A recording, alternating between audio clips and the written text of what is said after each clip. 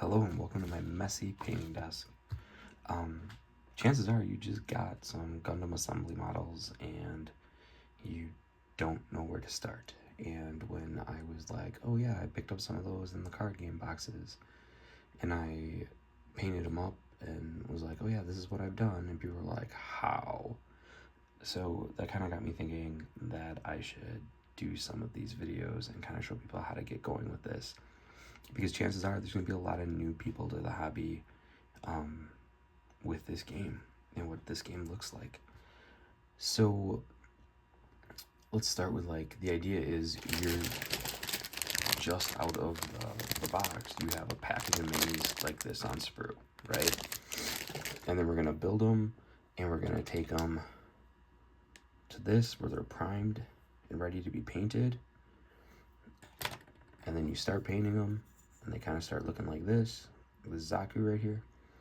And then you kind of end up done and completed with this tabletop ready mini that's all done up and painted. So that's the goal of these videos and what I'm trying to do. But I think there's a couple things to do and what you'll need, and I think there's a lot of people that don't know how to get into this and get going. There's a lot of people that are going to tell you need like a God clipper and you should be using plastic glue and etc, etc, etc. I'm not going to tell you what you need to do. You should do what's best for you, what you like to do. I'm going to tell you, as a guy that has been building little plastic things since he was a kid, what I've found works and is the most forgiving. And we'll go from there. One of the things I did is I bought a model assembly kit on Amazon. As much as I like to support my local retailers and local hobby stores, I picked this kit up for $10. And I was like, this is ridiculous because it's everything I need to replace like things that I had burned through. You're going to need yourself a clippers. They come in a couple different kinds, like these fatter, heavier ones that look more like pliers. I like these if I'm cutting like a sprue itself. They tend to work better and they tend to be more spring-loaded and more heavier duty. But what comes in that kit I got off of Amazon was this little guy with these little nippers. And I prefer this and it just works better. And I've probably clipped, I don't know, a couple million parts with this guy and he's still sharp as the day I got him. In that kit is an X-Acto knife, which is, in my opinion, one of the best scraping tools you can get. But you have to remember it's an X-Acto knife, and like I tell students in my classroom, because my day job is an art teacher, you know, when Meredith Grey says to Boki 10 blade and she's about to perform surgery, like, this is sharp. This will cut you. So you got to be like danger level orange and mindful with what you're doing with this. There's a couple tweezers in that kit, and I'll put the link down with this YouTube video of the set I bought, but there's a couple tweezers in it. I don't really use tweezers. I'll do it when I do basing and I'm putting tufts onto basing and stuff like that. Sometimes if I have to hold a piece together, I'll use this, but I really don't. And then there's a file like this in there, which is really just an emery board, a glorified emery board for doing nails, and it works really, really well. But those are the tools that I use, and you don't need to go all out and buy an $18, $20, $60 pair of clippers like that. Like I said, that $10 hobby kit, I've been using that since I bought it, I don't know, in 2020, and it looks and works the same. You'll need some super glue or plastic glue. I use super glue. I just buy Gorilla Glue. And something a lot of people won't tell you, so this is like really good for assembling models. If you have gaps, like sometimes when these parts come out of the mold, they don't go together the best, or there's some things that just didn't print right when they were printed in the mold. This super glue, the gel, works better, and it will form, like, it'll fill gaps a little bit, is the rule. So I tend to have both. There's a company out there that makes and sells directly to hobby stores. They actually have like a gap filling super glue, and then they make different types of glue for putting models together. That stuff is gold and it's worth every penny, but it's for me at least where I live, it's hard to find. So I try to grab a bottle when I can, but like it might be a while before I get one. So I just use Gorilla Glue and Super Glue, and Gorilla Glue's not paying me anything for this. The reason I use Gorilla Glue is it gives the least amount of frost on the model when I'm done. Sorry for the sniffles. It's going around. This is the future, and we get it. So let's open this bag and let's see what we got. So there's going to be some bases in here. We'll get rid of that plastic bag. And then there's going to be three Gunpla models, right? Three little guys, these bases. I'm going to set these bases aside for now. In fact, I don't know what I'm going to do with my bases yet for this game, because like it looks like it can play in outer space, it can play on land, and I don't want to base a model that it looks like it's going to be in outer space, and then all of a sudden it's like we're doing ground battles and then my immersion is ruined, right? So I'm going to get rid of this big chunky clippers because I just don't need it right now. The nice thing about these models is they're pretty push fit. And push fit means that there's grooves and pieces for where they go together, right? For me, I like to add a little bit of super glue and hold that mini in place. If we look over here on this sheet, it tells us exactly what we're building and exactly how we're going to do it. And when you look at these instructions, they're labeled like A1, A5, A4, A6, and you just follow together, like putting together Legos or IKEA furniture. So I'm going to start. And one thing I like to do, because these models aren't like Warhammer models where you have like 50, 60 options and everything's together, I'm going to clip everything at once and get rid of my sprue. And I'm kind of I can be kind of an environmental junkie person. So I try to keep my sprues when I am doing this, and then I try to recycle them. If you watch when I do this, I'm using the flat end of the blade right here, and I'm pressing that against the model so I get a clean cut when I clip. Ring clip, see, the mold didn't go there, so the injection didn't catch. And I actually have a little imperfection on that model. So Bandai, if you're watching this, send me a new one. I'll paint that too. But I'm going to clip everything at once, and that's just me. I would go, until you're comfortable doing this, I would go piece by piece and clip your stuff. Especially because there's little things like the, I don't know what these are actually called on the Gundam, but like the antenna, the gold part on the front of the helmet, you don't want to lose those. And you also, something like I'm doing it and I didn't even realize I'm doing it, is I'm holding on to the mini when I clip it. Or to the part when I clip it, I should say.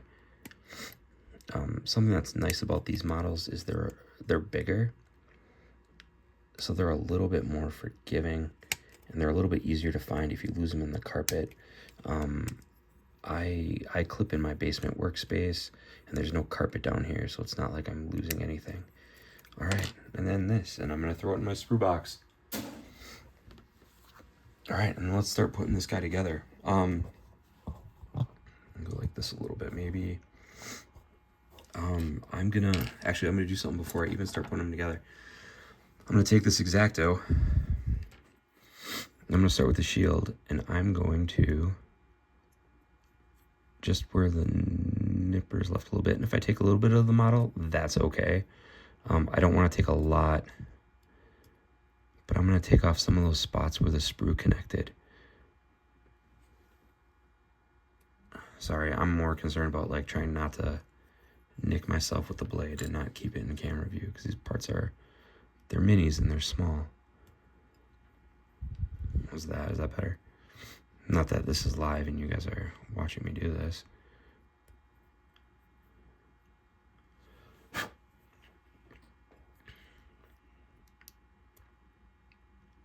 I think one of the things that is going to be really easy about this hobby and like painting things and doing the things that these models are a little bit bigger, and being on those larger bases, if you've collected Gundam models and put them together and painted them before, you know that they're bigger. Even the Gundam artifact line that they have, those are a little bit bigger, and they're easier to paint because they're bigger. You don't need those ridiculous brushes. I'll do a video about brushes too. Being an art teacher, I'm kind of a brush snob, and I can tell you what really matters in a brush and what doesn't matter in a brush. Oh, see, here's a really good example, if you can see it, where like I kind of missed right there. I didn't get a good clean cut, so I'm gonna go and just scrape some of that away. They make a scraper tool if you wanna spend the money on it and get it. It works really well. I'm not knocking it by not using it. It's just I can do it with an X-Acto, so I have an X-Acto already. Why do I need it?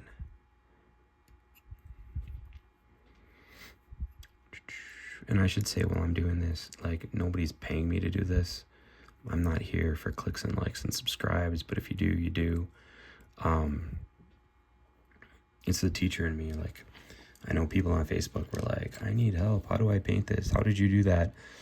Even got a couple direct messages. So I was like, I'll make a video. So that's what I'm doing. That shoulder's a little rough. I don't see that imperfection. Oh, that was on the other foot. I want to see if I can show you guys what I was talking about, the imperfection from the printing process.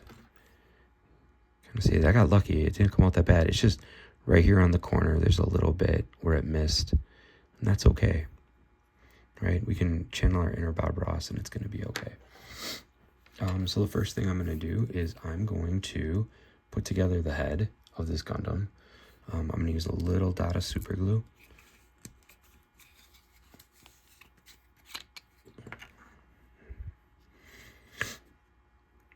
Oh man, you guys, I am sorry. I caught my daughter's cold and I'm not feeling it too well, but I want to get this video up and done for you. So we're going to put a little bit, I'm going to put a little bit on. The glue doesn't come out right away. Tap it on your hobby mat. And if you don't want to buy like these ridiculous cutting mat, hobby mat things or whatever, I'll put a link. I have another one that I use for travel, like when I go paint in stores. And there it goes, fits together perfect. These Gundams, these models are really easy to build. They're really forgiving, which I think is really good for the hobby. And then something you should do when you're starting off, I don't know if you guys can see that. Man, I'm really off center, sorry. But you want to check, like, because these are push fit, make sure it fits before, oh, that's in there. I'm not getting that back out, but it's push fit, so it's in there and it's good. And I'm going to make sure to put some glue on the upper body when I put it together. It says, don't clip the peg. Yeah, you need that peg for basing. Don't clip that peg. There's other reasons why you don't want to clip it too. When I do priming, I'll do a priming video and try to get that up shortly in here. I didn't check the fit before I did this. That's okay. There we go. A little glue holds it together. I'm going to put a little dab of glue on these pegs. That's probably too much glue, but that'll be okay. And then you can kind of see it fit together as I'm working around this little tripod that I have.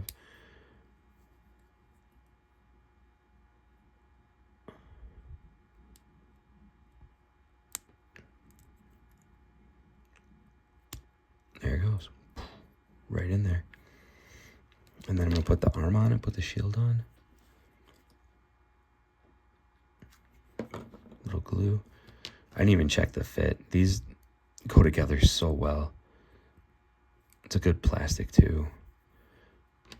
Oh, that's tough. I'm going to put it, I think I'm going to put it on his hand. Right there. Oh, I missed a little bit. That'll be okay. I'll clean it up later. And then the hole goes towards the back. And that just drops in like that. And boom. That's it. We built a Gunpla. Is that how you say it? I think that's how they say it. But there we go. And then that was a quick video, 15 minutes. So, those are things that you should know then you should work with. I'll show you some other supplies. I'll do a priming video tomorrow. I'm going to build the rest of these boxes. Something I did when I was doing these guys, when I primed them, I didn't paint them both the same way because the tall geese is white, and I'll talk about that in the video. I'll make a priming video. I'll talk about slap chop, and I'll actually give you like the actual art terms for slap chop so that you get it. And then we'll talk about different kinds of paints too. I'll do a paint video where all I do is talk about the difference between Citadel's contrast paints and like Fanatic paints and speed paints and things like that. There's all sorts of stuff there. And I'll do a basing video, but I didn't glue anybody to my bases yet either because I don't know. I don't know if my guys are going to be in space or if they're going to be on the ground. We'll find out. But thanks for watching. I hope this helped you guys build your first Gundam. I'm going to build the rest of mine tonight, and then I'm going to do some priming videos tomorrow and try to get those up. Have a good night.